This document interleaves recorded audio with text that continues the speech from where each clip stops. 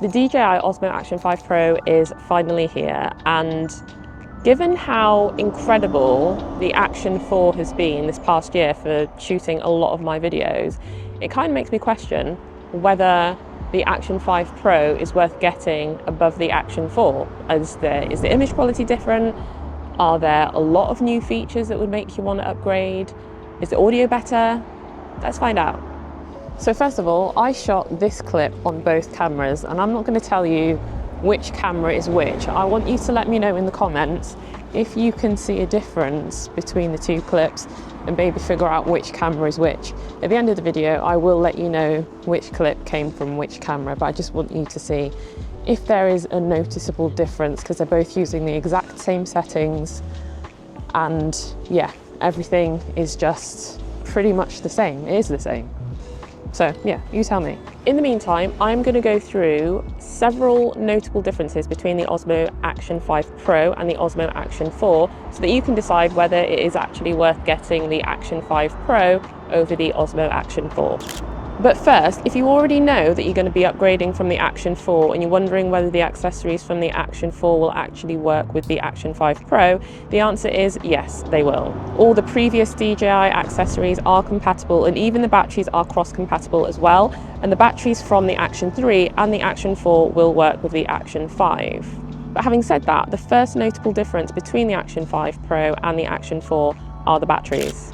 When I went out with both cameras, starting at 100%, I had the camera set up on the exact same settings, and when I checked the battery life after a little while, the Action 4 was on 74% and the Action 5 Pro was on 87%. The reason for this is that the Action 5 Pro has a new, larger battery capacity, and it clearly does make a difference. However, if you're thinking that you might stick with your Osmo Action 4, or you don't have an action camera yet, but you might want to go for the Action 4, you'll also be pleased to know that the new batteries will also work with the Action 4, so you can get that extra bump in battery life as well. While they both still have a 1/1.3-inch sensor, the Action 5 has actually been improved to enhance the dynamic range, and it also now supports up to 4K 60 high dynamic low light imaging. And in terms of low light compared to the Action 4, it has a new super night setting. The Action 4 has low light image enhancement, which will auto enable in low light environment. But you kind of have to start and stop the recording when you're in a low light environment. So if you're going from a light environment to somewhere that's dark, then you kind of have to stop recording and then restart when you're in the low light environment so that it engages that low light image enhancement. But tell me in the comments, can you actually see a difference between the Action 4's low light image enhancement and the Action 5 Pro's super night mode? Let me know in the comments.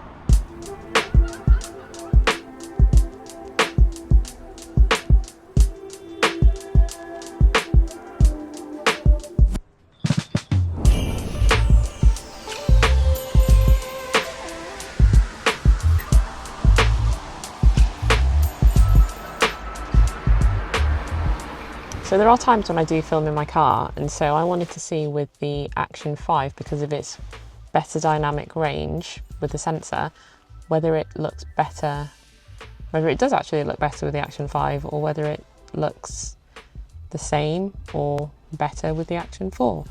So that is it. So talking about light levels, the Osmo Action 5 has a new OLED high brightness front and rear touchscreen.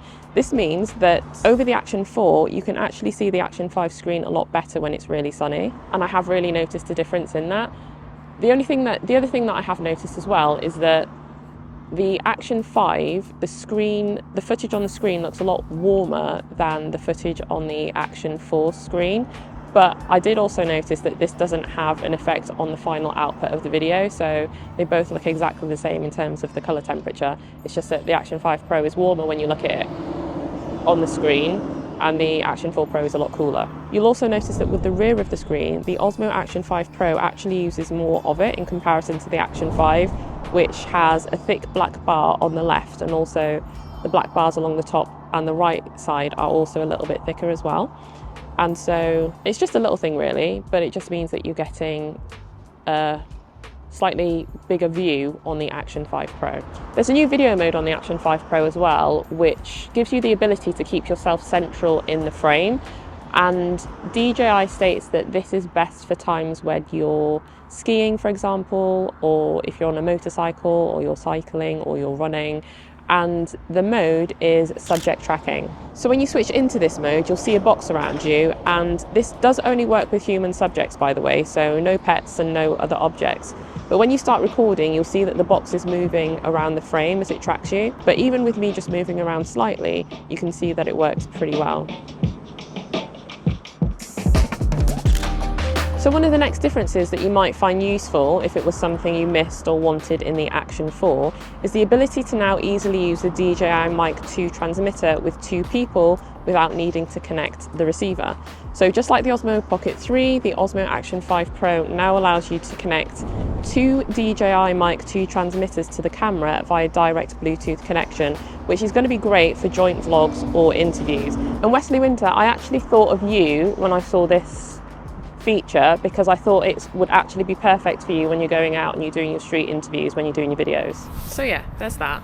And also the audio that comes directly from either of the cameras, so no external mic attached, does sound good regardless of which one you're using, but it's just always better to use an external mic so that you're getting cleaner audio, clearer audio, especially if it's windy like it is today, or if you're in a loud environment. It just picks up more of the noise from the camera mics than it does with an external mic, as you can probably hear at the moment. Now, the biggest difference between the Osmo Action 4 and the Osmo Action 5 Pro when it comes to the colour profiles is the fact that there's now a 10-bit HLG option, and also the normal colour profile has an 8-bit and a 10-bit option. And actually, in certain situations, you can see where the upgraded sensor of the Action 5 Pro is working quite well. And it's especially true when you're shooting in D-Log-M, because again, both cameras were set to the exact same settings, but the Action 5 just looks a little bit brighter in some cases and a little bit better lit.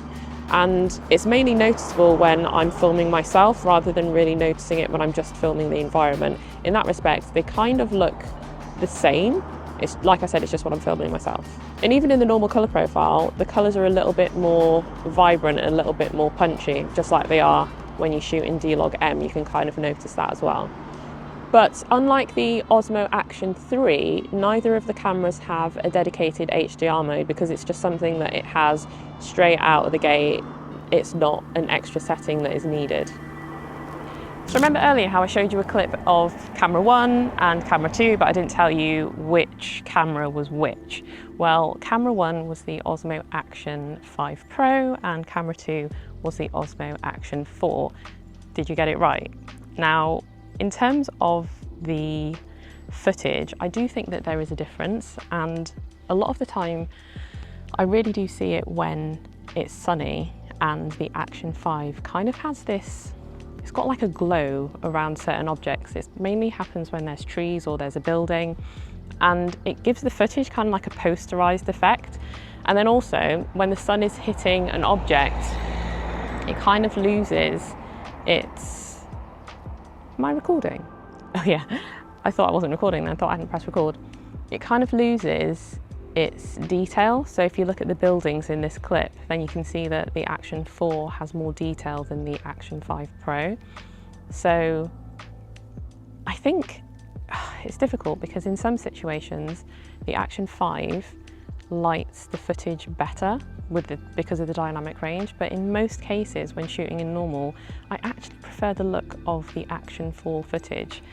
So yeah, I think for me, for now, I'll probably shoot most of my footage, if not all of my footage, in D-Log-M, because when I shoot in D-Log-M, I've noticed that with the Action 5, the footage looks absolutely fine. It looks really good. So it only happens when I'm shooting in the normal colour profile. So I don't know if that's something that is an issue that DJI know about, but it's hopefully something that can be addressed in a firmware update, because it is quite off-putting when you look at it. So what do you think? Are you leaning more towards the Osmo Action 5 Pro, or do you think that you just go with the Osmo Action 4, which is still incredible? It still produces an incredible image. There are just those little things that the Action 5 Pro has that might be beneficial to you if you need it, like the audio, for example.